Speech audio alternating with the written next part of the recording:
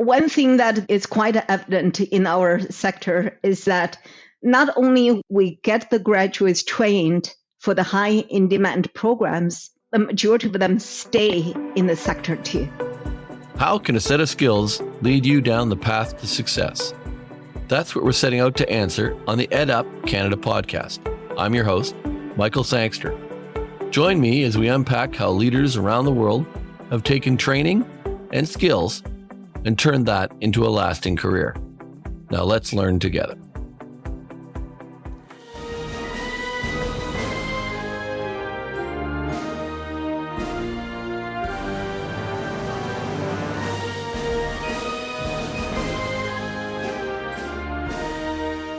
Welcome back to the EdUp Canada podcast. I'm Michael Sangster, your host, and today I am joined by Heather Yang, President and CEO of Anderson College. And I wanted to have Heather on because they're celebrating something right now, and I think it would be a surprise to many of our listeners. It would sure be a surprise to the media and government when they hear this exciting news that's going on at Anderson College this month. Heather, why don't you let them know? Sure. Thank you, Michael. Thank you, Richard. This year, we're actually celebrating 140 years of the legacy of Anderson College. Anderson's first location was established in 1885 in London, Ontario. It used to be called Westerville College. In the Southwest, especially in London, Ontario, Westerville is a very well-known name. And the first school was in 1885. We started as a secretary school, teaching students how to use typewriters. And later on, we added many, many more programs. So this year, because it's a 140, we had a huge celebration on June 20th at all the locations. And we also partnered with Make-A-Wish Canada to raise $10,000 for children who are critically ill and who wanted to have their wish fulfilled and granted. And I am so happy to tell everyone that so far we have raised more than $15,000. And we received a lot of support from students, employees, employers, sponsors. So great energy at all the locations, our student staff, and all the stakeholders truly, truly enjoyed this milestone. I'm going to go out on a limb here, and I bet you there's a couple of your competitor colleges and former employees that have also stepped up to help you out, haven't they, in that donation? Absolutely. And I wouldn't name names, but many employees, they bought a lot of raffle tickets, and we had a lot of donations from many vendors and companies. One employee who actually personally donated $1,000. When I heard about that, I was just so touched. And for us, it really doesn't matter how much, even 50 cents, 10 cents, and it means a lot to us. But for someone who to be so selfless and take $1,000 out of their paycheck to donate to this cause, it truly moved us. One of the great things about our sector is I knew that there'd be some other college people would step up and help. And the nature of our colleges, the smaller classrooms, the smaller groups, you really get a bond amongst people that are in your classrooms and your instructors. And I'm sure that you were really, really enjoying those celebrations because of that same that feeling that was probably going on in the room, right? Absolutely. Great energy. And it really just reminded us why we do what we do. It's all about our people, right? The people in our community. And this time when we celebrate, it's not about Anderson College. It's not about our history. It's about what we do for the people in our community. I think that's what energizes us. That's why this celebration, together with Make-A-Wish, to raise money for children in need, it's so close to our heart, and it's so close to our employees' heart. So that's why it was such a big success. So 140 years. How many students do you think have been through the Westerville Anderson College organization? I think definitely it's more than 100,000, but I think it's more now, close to or over 150,000 now. I don't have the exact number. It's run up out there. 150,000. 150,000 families, as we always say, not one student, because when somebody upgrades from a job to a career because they've been through one of our programs, it changes a family, doesn't it? Mm-hmm. Absolutely. And there is a very big ripple effect. And you think about just one student, you are absolutely right. It's not just about a student, it's about a student family, the children, what kind of life they establish for themselves and for their loved ones. We used to do some research with our students. We asked them what drives them. A lot of time it's not the career or a better pay that drive them. It's beyond that. It's beyond what I can do for my family, what I can do for my children. How can I give them a better life by changing my career?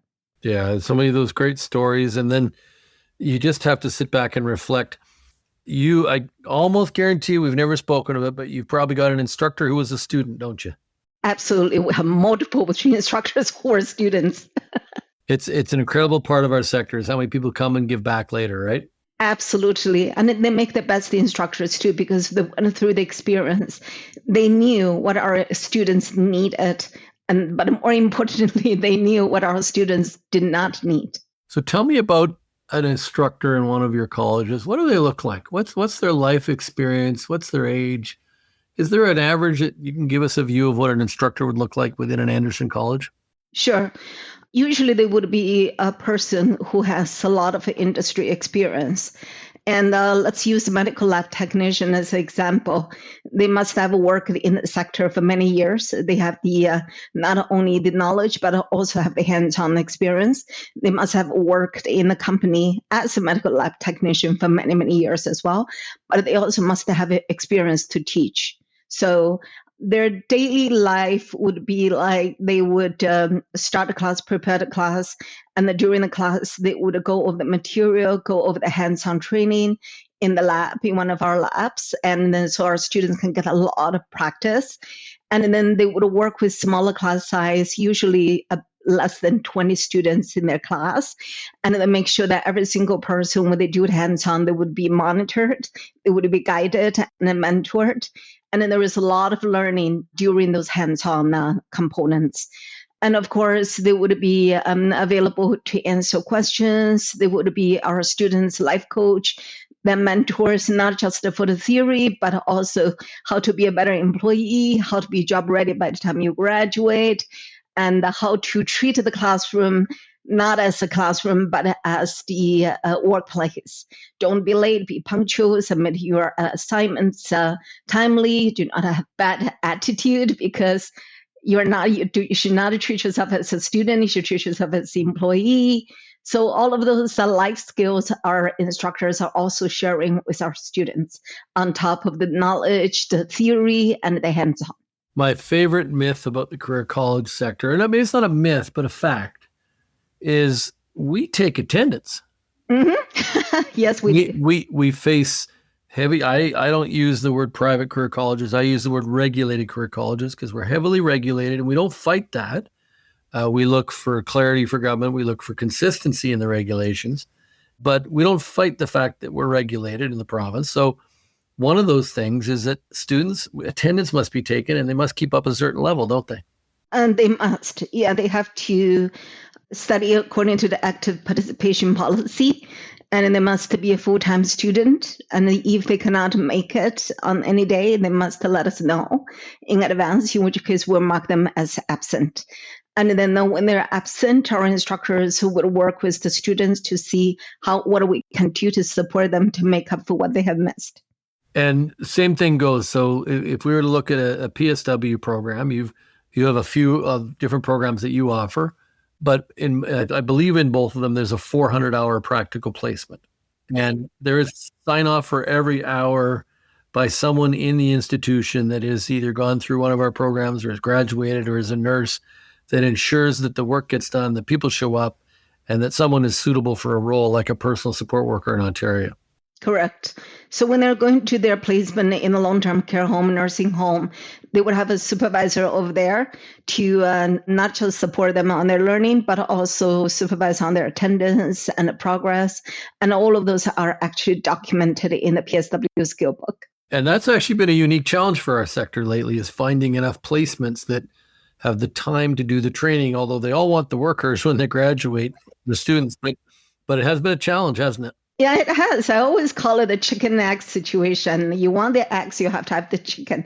You want the students, you have to provide the placement. And but if you can't, you don't have the bandwidth to provide placement, it will be a little bit harder for you to get the graduates. We truly, truly understand. I mean, our placement hosts, they're so gracious. They always go above and beyond to support our students, which we really don't want to take for granted. A lot of time, we just try to find ways to see what Anderson can do, what more can we do to support the employers so that it's easier for them. And so far, I have to say that we're very happy that all of our placement hosts, no matter what program, PSW, medical lab, cardiology technology, diagnostic medical sonography, medical lab technology, so many programs. I can't list all of them because it would take an hour. But the hosts have been extremely supportive. We have not had any challenges so far, but never say never, but we will continue working with our placement hosts. So I'm not going to talk about Anderson College for these next couple of questions. I'm going to talk about the sector because you serve on the board of Career Colleges Ontario and you're a good supporter of the overall sector. You just named off about 5 programs really quickly. We're driving the workforce. Career colleges are driving the workforce for healthcare, aren't we? Yes, we are, proudly. One thing that is quite evident in our sector is that not only we get the graduates trained for the high in-demand programs, the majority of them stay in the sector too. So one of the main reasons I believe is our students are a little bit more mature, and a lot of them already have the first career, second career, and this some is the second career, third career. So they're not looking to jump between careers anymore. They're looking for a career that's going to be steady. It's not going to be outsourced. That's going to provide a stable income for them and the families. So when they find that one, they stay in the industry. And we all know there are so many the in-demand sectors such as healthcare, such as trades. And when they come into this industry, come in the sector, and then they see that stability, and then they don't leave. So that's why the success rate was quite high, and that the employers certainly appreciate that. They appreciate they have the employees and they don't move around. What's been interesting to watch is the transition of the Ontario Ford government during COVID. They're very, very successful in promoting tuition subsidies for people to become PSWs because of the huge need. But then they transitioned that into a different way of doing it, which led to a more sustainable employment rate with some of the money being further on, not at the start with free tuition. And then we've also seen the federal government step up and talk about wage protections and increasing wages for PSW. You're on the board of CCO, Career Colleges Ontario. They've done a lot of work with the government of Ontario to make sure that we're well represented and those issues come to a fold. But I'm wondering what your view of the government interventions on these topics, because my impression of the Ontario government, they did a really good job of supporting that community colleges and career colleges could fill that need and that the employment would stay long-term. Absolutely. And I have to agree with you 100%, Michael. During the pandemic, the Ontario government, the federal government both stepped up. There were so many different kind of support they have offered to the education institutions, whether it's public or private. And they see huge needs for healthcare. And the PSW is one of them. Not only the Ontario government, by Premier's Ford support, provided the Challenge Fund, trained thousands of personal support workers in both public sector and private sector. And also the Ministry of Labor also supported the sector through the Skills Development Fund. So altogether, during the pandemic, within that short 2 years, we actually trained a few thousands of PSWs, which the province desperately needed. Premier Ford at one of the events mentioned that Ontario needs close to 20,000 personal support workers. We have a lot of work to do, but the thing is, we're doing it, we're training one PSW at a time. And once again, going back to what we discussed earlier, those PSW who graduated from the programs from the regulated career colleges, the majority of them stay, and which is a huge, huge help to the employers. What I find interesting when we sit down and a group of us start talking about healthcare is we start to talk about the other things that surround it. As simple as training people in cybersecurity or training them in logistics, supply chain management, truck driving, HR.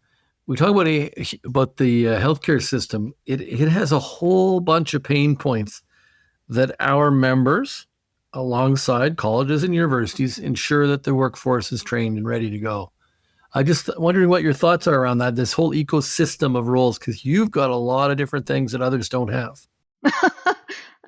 Yeah, one of the things I do want to say is that it is also during the pandemic, the government actually reached out and to see if we can train a medical lab technologist instead of just the medical lab technician. Because initially they had a consulting firm consulting for them, and then they thought a medical lab assistant technician is a medical lab technologist, because at the time there was such a huge shortage for MLTs, which is medical lab technologists. So when they heard we have medical lab technician, they thought it as the same. So they were so happy they heard that we train a few hundreds a year. They were, oh yeah, the problem is solved. And then later on they realized, it's not an MLT you guys were training. So that's when we went into adventure to get the MLT program registered. And then we launched it during the pandemic as well. The reason I use that as an example is because our sector, acts so quickly. If there is a need, we can make it happen. Not only make it happen, we make it happen quickly. I think that's one thing that the employers appreciate about us, is how agile we are. And then so that when there is a need, we don't take too long to ramp it up. And then by the time our graduates are ready, it can still fulfill the needs. And of course, all those programs are fully government funded, right? They gave you all the money you needed to get that medical laboratory technology program set up? Or wait, did you take the risk yourself as an owner? Oh, that is so funny, Michael. No, we have to do it ourselves. So we all the setup, the lab, it's all self-funded. Which I think is, in many ways, our greatest strength, one of our greatest strengths, because you've got to make sure that you're building programs that there are jobs for at the far end, or you won't get students. Correct. So you need to do your work. And now governments ask for that work anyway, but you've got to do your work to ensure that the programs you offer, there are employment opportunities within Ontario when they graduate. Am I right? Absolutely. And there's all sorts of KPIs that hold us accountable too, right? Yep. I wish that was on all levels of the post-secondary education system, but that is the special thing that we have to do, which is ironic when we take personal risk. Our members put their own capital out building labs. I've seen your facilities. I've seen examples of Wills College here in Ottawa, or Herzing here, millions of dollars invested in building out labs to teach dental office assistants, dental assistants, those kinds of roles that are crucial. Let me turn. We've done a bit of a sector chat. Let me talk about Heather. Talk to me about a skill that you believe has made you successful in what you're doing. And is it something you developed early in life, or it's something that you developed as your career went along? First of all, I don't want to call myself successful. Well, I think the industry thinks you are, Heather. Thank you. But I think in this industry, to survive is a success. This industry is very, it always comes with different kind of challenges. And one of the things I'm very, very proud of our sector, of the operators, the owners, the employees in this sector, is we never shy away from any challenges, and we don't complain. And if there is a challenge, we work with each other, we come up with solutions. And that is something I'm extremely, extremely proud of.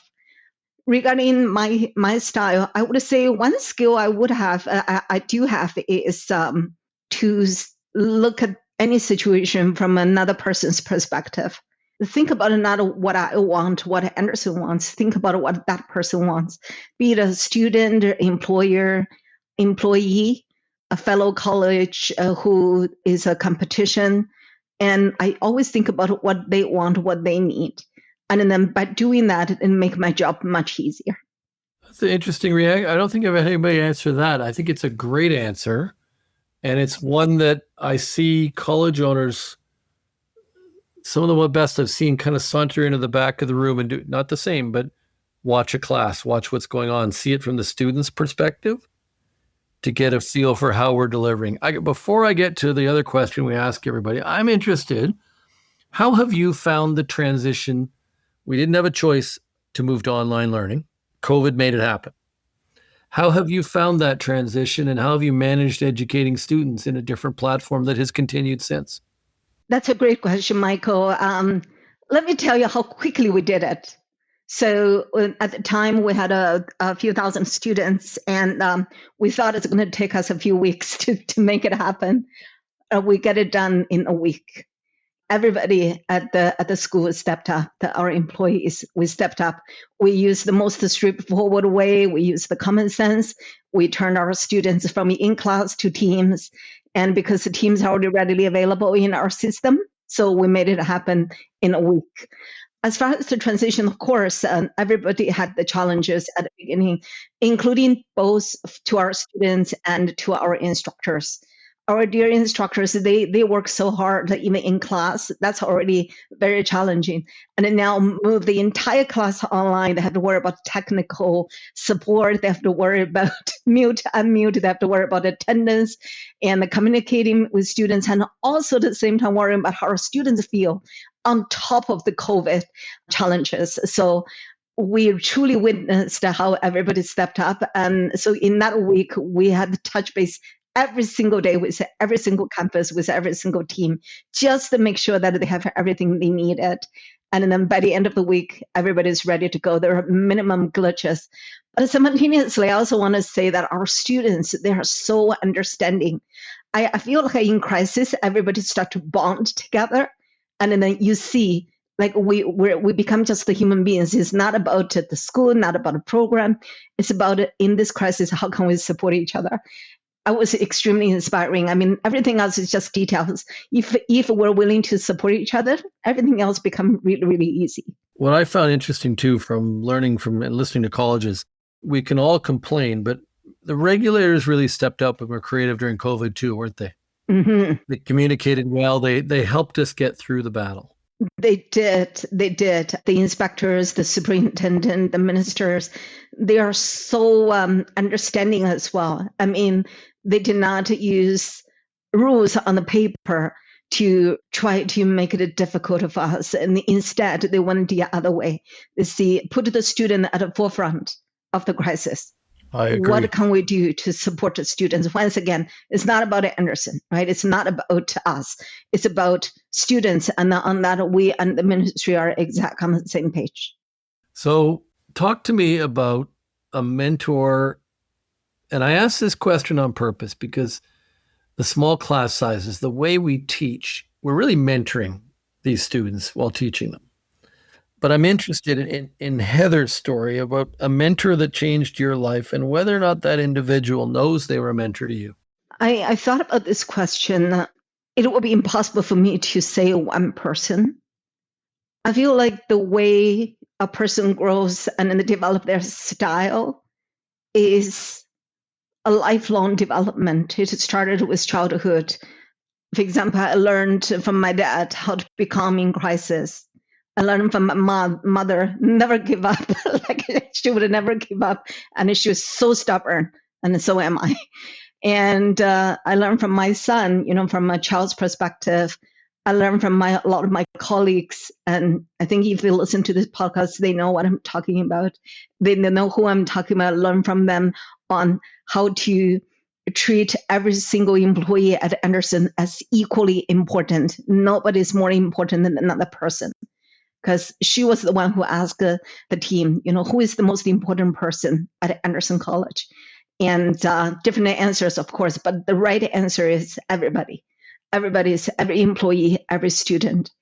I learn from our students, from their stories, because we hear thousands of stories from our students, their struggle, their triumph, and how they started with one surviving career and end up with a career that they feel content and then give them a great income. I learned from their stories from being a homeless person, living in a shelter, and then now they have a steady job and then they're no longer homeless.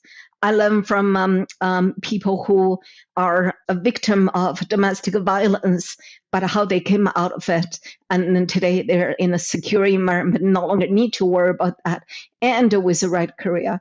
And just so many stories. I mean, I understand the stories, my answer is a little bit long-winded.